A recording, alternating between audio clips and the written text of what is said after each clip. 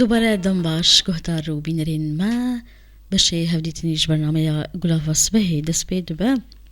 روز مجرد ما امی بحثا روشا درمانا و درمان سازی لهرمی طیبت لباشر قامشلو امی بکن گلو همو جورین درمانا لهرمی پیدانر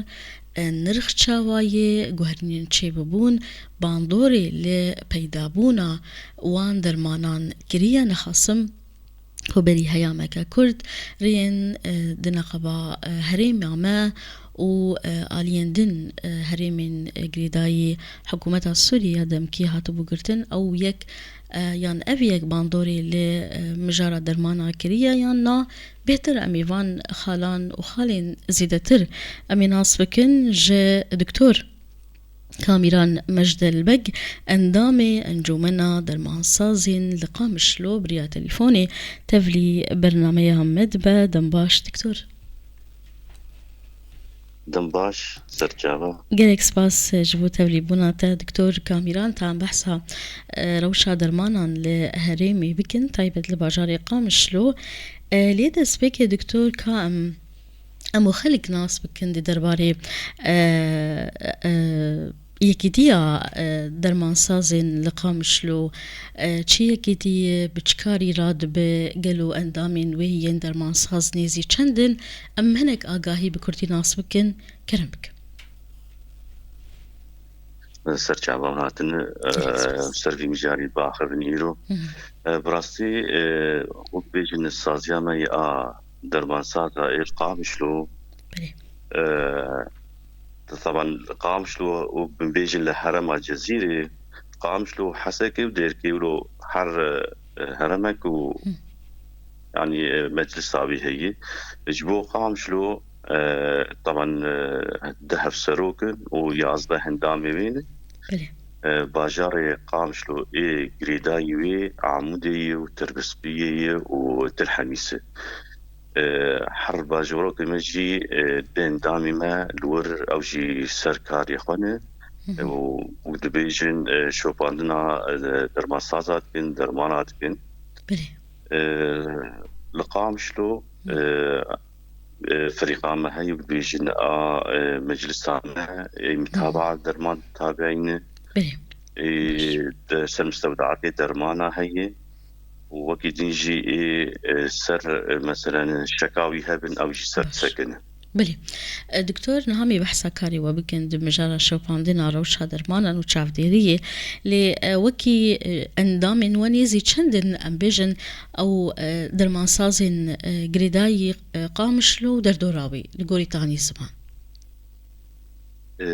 بكشتي جماراوان نزيكا 406 درمان سازن جوان بيجن سركاري خان درمانخاني وان هن 300 كسن 300 مكاج بقامشلي وما قلت الحميس وتربس بيوان يعني بالقامشلي صد درمانخانه هن العامودي تشلو بينجن للحميس بيستو ددونه لتربس بي او جي نزيكا بيستو بينجاي بلي دكتور نها ام ناس بكن درباري درمانان دسبيك درمان جالين دنيا هريما سوريا نخصم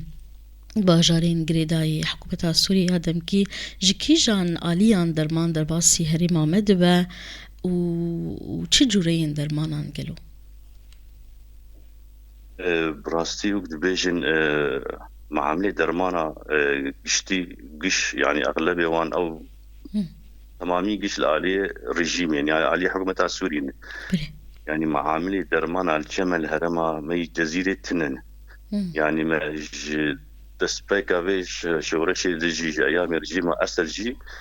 درماني ما جي آلية حمص وحلب والشام دهاتن وتم استنجيمة حبم براستي إنه درمان درباس بآلية ما حتى إيروجي ديسا أو معامل لبيدن أم درمانا جالية رجيميتين بلي بقشتي جورين درمانا دكتور يعني توان جورين درمانا شوي آلي همول وي آلينن همول وي آلين يعني معاملة درمانا الآلية متنن يعني شينا وجا أيام رجيم أو ما قد أست حتى إيرو تم عمل الفرفة نبون بلي جبهيفين معمل فرفبن أمنا بحاجتي عليه إن بيالي. شاء الله دكتور. أم بهيفينة إنها دكتور بلي هيامك كرد إشخاء أف رين دنا قبا أليما وآلين دن إشخاء هاتبون قرتن جبروشا أو لهي وجوهرين كوتشي ببون لسر عردي أفيك تشاوا باندوري لمجارة درمانا انكر وتشاوا في مسألة إدارة كر وانتان هاجي أفري قرتين قالوا. والله براستي أف بعض السال مدفي مشكلة عندنا درمانا دي وحر وضعك السياسي تغيري ديسا كاتن هفدو ريد هاد قرتن معبر هاد قرتن يعني أيام رجيم إذا بعث دي سينور هابو سري سينور درما دافيت السر درمان سري صديق بيستو حشت نسبة دافيت السر درمان جمع بو هاد بو مجي كالفيدا راستي بودي دبواره أمرو نشتن ما قد تم أم حاضريافا وروك يقولوا مجارك تشيبه دوي حسابي خود كن جبرلو مسهدبه ما يفرتم حسابي خود كن انه درماني ما حتى شش مها حتى زيدي شش مها جهبه لانه تم روشن نخوش زهاتن روشن سياسي تاتن مع برد هاد قرتن مع برد هاد قرتن جارا محكي هاد قرتن وجانا يا حتى شهر مها جي مع برد هاد قرتن درمان سر ما خود كرت جبرلو تم ام حاضرن ودرماني ما هن يعني بس حتى فترات معينه يعني كان بيجي حتى شش مها برخددن وكان وبروشا انا تشيبو درماني ما هبو فقط تعدل ما هاد انه ملت بشكي كتهفد وترسك تشيبو درمان زيدك شادن زيده برن وبنادري ما يجي عليه دنجي هاتن شيخ مقصود وشيخ هبوان هاتن او شي بشكي اجمار زيده بو بيوستي تشيبو باشا.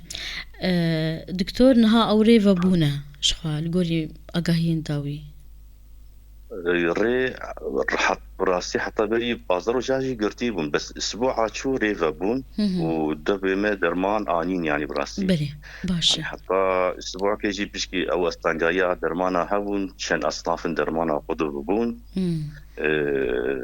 اي ضغطي هناك جي اي شكر وهناك تشتغري دايب زاروك او رزازي سالبوني بون كورتيفنت كيم بون بس بشي ريفا بو يعني جسواعد شو دو ريفا بو درمان وفري باشا. نها دكتور دما ام بيجن دستلاتا بريش خوا باش دافيتن لسر وقت اني زمان رجايا بستو حش صدي نها افدر مان يكون هذا الباسي هريمي دبن باورم او نسبه هاتي رهاشتن يعني او باجا كودهات كرن هاتي هلانين يان تشاوا اري او نسبه هنج ايامي رجيم كتما نسبه راشتي يعني سري صدي بيسو حشبو ما بيسو سي راشتي بينجمان او ودي دبوا جوار لازم بوجبو تحويلات برابو جبو شحنيبو جبورو له ما هشت ايش تو فانا قلت بس يعني بلكي مستقبلا المراجع ويش يعني باشا. انها دكتور بحثا كاري وبكن وك آليك تندرستي قريدا يشوب عندنا روشا درمانسازية لهريمي ام آواي كاري وناس بكن جبو شوب عندنا روشا درمانان چاوتيرية وچاوا كار دكن قالو براسي مجلسها ما هي وك ما جوز دسبيك ام هف سروك هنا ويازده هندامي ما هنا و جغري وانجي ايمي باجروك او ما عامود وتربسبي وتلحم جهاي اما حر اسبوع جفينك ما هي يعني اسبوعين جفينك ما هي من هفرو اثنين ام نربي شيء بيوستي هي درمانا شيء شو باندن هي سر مستودعات على سب صيدليه مثلا الشكاوي هي سر صيدليه هناك مجارندن هن قريداي صيادله بقى هي فريق عملي او بيجن متابعه لجناش وباندني هي سي شاركسن او بلي نارن اسعاري وان شاوي نارن بكادرمان مثلا او دبي هاني احتمال جانا بيجن كان درمانات وقتها كي فشيرنجي ام تابعه وان كنت درمان فشارتي هي تنيه براستي حتى انا كاري مولو دمشق فقط انه اشتاق جارنا تي كرين يعني اشتغالي انه درمان جارنا بهاي جارنا نولوي بلي تشكاوي رسمي جمر قيمتين يعني قيمتين يجبو مرو زانبه اف صيدلي مخالف يعني اف مخالف بربرسياريا كي دكتور؟ جم انا بالنسبه لدرمان اعرف شكاوي يعني تين جمع اتحاد ما بلي يقام شلو عنواني ما هي يعني بلي وهندامي ما الوري حاضر ما يعني بس ما بس تعمش بس برسي دكتور انه دمك والشكاوي كيمتين تافي جنرين قالك هنن دبيجن كو درمان للصيدلي كي ويا دين نوك هفن جانا جي فارق قالك برهي فارق دماكو اف كيم شكاوي بجهن آليا بربرس افيا بربرسياريا كي بربرسياريا خلكين كونا بيجن شوباندين كيم تري يان تشاوا فانا اف رباطي درمان اسعارها براسيج جاغا اف روشي ويه بري 10,011 وكالات هاون وكالات يعني وكالي شركات اللي في هاون درمان الشاميت هاد في نفسها السعر يبون جبري وكيلك يتني الفرهبون بيشتي ويرو شي بيشتي 1011 نما وكالات شيبون هر تاجرك هر قضيه دبوكي جالي كيداني وبالسعر كيداني رين روا دكتور رين نشرعي تهريب رين النشر هاتن مجبور من درمانا بينا بلي يعني بلي بتمر يعني وضع كيده انه درماش مر بشهاوي بي ولا بشكي بهابه يعني ريت هنا بجغيري انه جور جبار بي اجباري فرق سعر اسعار الشيء دبو يعني لا اسعاري بهاجي يعني 1000 وده 1000 بس نو بري وكالات ون خوش بو يعني هذيك مقارب محاسبه وي وكالي بك انه او درماي تشما بهاي انا عيني دبو ده وكالات جتين يعني ده معاملاتين لما ظان بالكويه بس انه يعني ما تشكا سر ملتي ما يقطع قديتن انه لشيء الصيدليه اسعاري مضبوطه راس العلمي ممكن بري دصالة براسيجي من صندوق شكاوي لقام شلو عمودي وتربس بيه وانا ما وزع عندن ما قلت الشكاوي هبج مرتيخل في صندوق ده يقين بك ان الشكاوي كتري صندوق ده يعني ما تشوف بلي يعني حقصر ملتي مي يعني جانا جمر دبيجن دبي ولا دكتور تشوف فلان صيدليه سعرها فيه بهابو دبيجن دولار طيب كاول شكوي بقادمين دولاراتين لا على دبيجن دبي بشكي بهاتر هاتي جمر بتفكيت بيجي بلي اي طبعا تشوفين بس خطاب بالشكوى رسمي وبني في امكار محاسبه ويصيدلي بكن يعني بلي وخطاب جمد بيولاش بو حصار ورقي اسفديت كم بيجن عفجي بلي نخصمكو هناك نخش هنن نخصم او نخوشين يعني زحمت ينكو تمي درمان تي خواستن بكي بري خودين شامش بو درمان كريني تشين شكر بين تشين خودينك سرطان باهنكا او انا تمي درمان جوار بيوسته تمي يعني نتشارن بكرن قافش بو وانجي قرقا هبه درمان پیدا بین ها دکتور بگشتی درمانی لهرمی جهمو جوریان پیدانین یان هنن جورین جدرمانان که من پیوستی بوان هیکو بین کرن بین آنین لا براسي حتى بشتي في اسبوع شو درمان بشكل عام موفرين يعني قشاتنا يعني كان اصناف قطبون ايه شكر وضغطي وكما قلت ان هناك ايه مقريداي زاروكا او جهات يعني حاليا حالي حاضر درمان بشيء سيرومات بشكي كيمن بس او جيتين يعني بلي انها دكتور بري هناك تاني زمان كو اف بيلا بنا بري خلق المين كو شغالين دين اين كو شرشي ببون هاتنا هريمي بركي أفيك تهيلكو بيوستي بدرمانا برترها ب هروها وشاوا في مسألة شوباند وهروها تقاسي جرينجيا أو دسبشغيرين كو تشي ببون درمان جاليين دين تشي بريا ريخستنان تشي جالي باشوري كردستاني درباسي هريمي ببون تقاسي باش آلي كار ببورا دوي مسألة دري براس وكما قلت ما بدبي ما يفرتم أم حاسابي فو شش مهاتكن إنه قروشة كورتش شيء بس وقتا بافش ماري برهاتن كسي مهجي علي ويالي ده براسي ضغطك سدر معنا تشيبو وكسي ما يفرجي نفس الوقت بيشتي رقاية ترسك ملت شيبو وحريك هاد درمان كمياه بالريباراني براسي يعني تشار علبة وبيج علبة ترسك هو براسي الصيدلية دا ونف عينا وقت جي درمان نحات جبرلو بيشكي هناك درمان فاقدي براسي ماجي كوميتات شيكر وامسر صيدلية خوغريان وسر كسن جريداي درمانا دبوات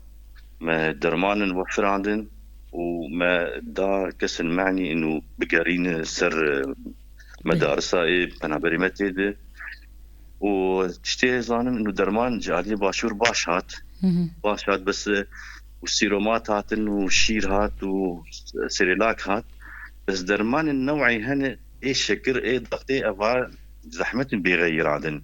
تركيبة فيرو ورجانا ناشبه يجبرلو كسن مهنة سر نقاط طبي دقارن وتسجلين ومجموعة ربوت بنا رسر نقاط طبي تشل لازم به شدر مع بتشخاصة كلامي بيج مريكن أم حاضرن جوار بأمنين بلي ين بديل تنا دكتور يعني مثلا درمان هن مثلا ضغطي بيكون تركيبه بالفر شكلك بيكون الآلية باشور شكلك يدنا يعني بلي نعيني بي جانا وقتا جي درمان شركات تغير شركات دين بيسا لأن خوش تحس إنه نفسها يعني تأثير نخوش دحس دكتور نخوش دحس لنظام أجر أواجهيج علي بيجشكي راسي از شبت ناقص بكم في مسألة دبيجن كو درمان ويه بديل أو همان تركيبي راسي أنا درمان معاملي ما أبقارن بيجن بيستو بيج معامل هنا حر بيستو بيج نفسها صنفي جارنا دردخن بلي وليكن درمانك هي تركيبات دي بنافي أم بيجن فازرتان ضغطي غير شركة أوج نفسها درمان دردخن نافي كيف يسمى تريبلانت نفسها درمان نفسها تركيبي فقط خوش نفسيا أدبيجم إنه نمرتاح دبيت شما أدرمان نوكينا يقوطينا نفساوية نفسيا نمرتاح وخطا درمان هبه وغدابه ما نعتني قلنا عيني درمان تنشي بس خطا قطبه مجبور يبديلي يبدل طبعا بديلي نانو تشكي غلطه نفسها تركيبية وعيني درمانه بس جارنا خوش سر درماني خو نفسيا مرتاح بلي أفجي قريداي مثلا هشيارية دوی وارد دكتور كو درماني بديل أو همان درمان تاني دمكو أو درماني بديل جيتيت شكرين همان تركيبيو أريكرنج درماني أصلي برنه تاكاربن درماني كي بديل درخينج بل أوجي نهيسانه دداوية دكتور تبخاز شكي بيجي يعني خالك من نبرسي كرمك بقشتي يعني عم تخوازن بهيفين جروك جروجا يعني معملك ما يدرمانا جماتشي يعني تشكي قلكي باش به جبر روجي تشود جي فعلا ما نقار معمل آفاب جبر يرشي تركابو قراسر تشتي مي تحتيبو بنيا تحتيبو قلكي روجي إيرو بيجي تشتيلو كتشيب وهذين شغالي خوي صياد لا جشتك إنه علي كاربن بكسمي بنابر ملتي مي جعفتني وان هاتني وأوجي تخسير معك بلي وسباسيا منظمات شاد إنه كسمي ملتي مي باشور إنه دعم مكرب درمانا ودعم ملتي مي فركر بلي ساعتها تجي خوش دكتور قالك سباس جبوتو توليبوناتا دكتور كاميران مجد البق أندامي أنجو منادر ما صازين لقام شلو بريا تليفوني تبمرهبو قلق سباس